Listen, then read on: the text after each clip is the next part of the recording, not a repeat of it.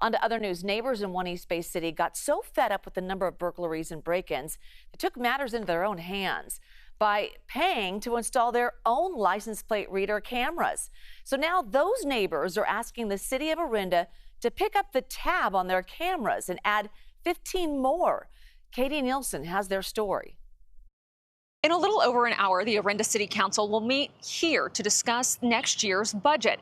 And one of the line items they'll be talking about is adding more license plate reader cameras. It's something one group of residents say is long overdue.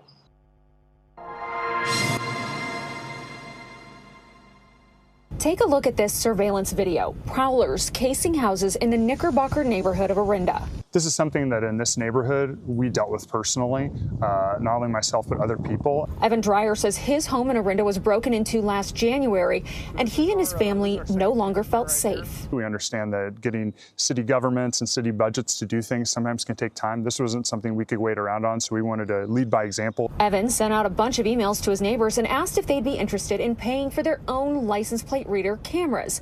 And in just a few days, he got more than 30 families to sign on.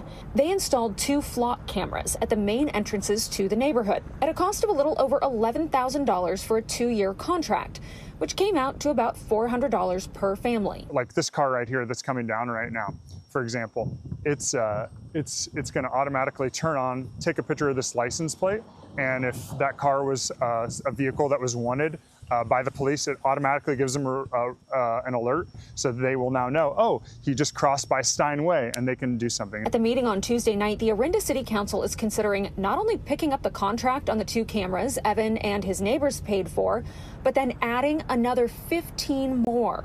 Privacy advocates have raised concerns in general about these license plate reader cameras because almost every law enforcement agency in the area can get access to the data. What is the information being used for? And why is it okay for people's license plates to be captured indiscriminately by law enforcement when people driving down the road are really not breaking any laws? But in Orinda, that hasn't seemed to slow down deployment. The city currently has a total of 19 cameras, and of those, only 7 were installed by the city. The other 12 were installed by neighborhood groups or HOAs. I want to keep my neighborhood safe.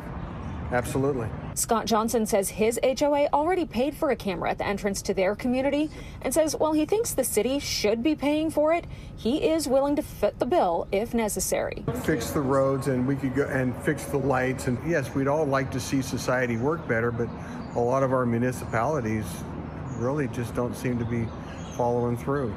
We reached out to both the mayor's office and the police chief for comment on the license plate reader cameras, but both refused our requests for interviews. That city council meeting here in Orinda starts at 7 p.m. Flock says it has more than 5,000 customers nationwide with clients that range from law enforcement and businesses to schools and neighborhood groups. And that includes Bay Area police departments like San Francisco, Oakland and East Palo Alto, as well as the CHP.